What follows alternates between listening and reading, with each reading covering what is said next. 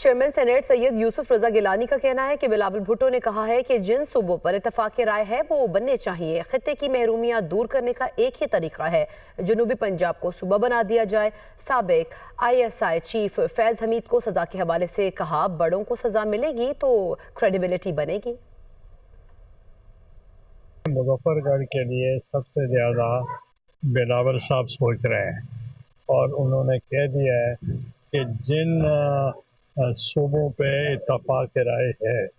کہ جو کہ میں نے اتفاق رائے بنائی تھی جب میں وزیر اعظم تھا جنوبی پنجاب کا، تو انہوں نے کہا کہ ان پہ پہلے عمل ہونا چاہیے۔ پہلے یہ کہا جاتا تھا چھوٹوں کو سزا ملتی، تو جب بڑوں کو ملے گی، ہمیں تو ملتی تو ہم تو چھوٹوں میں ہیں،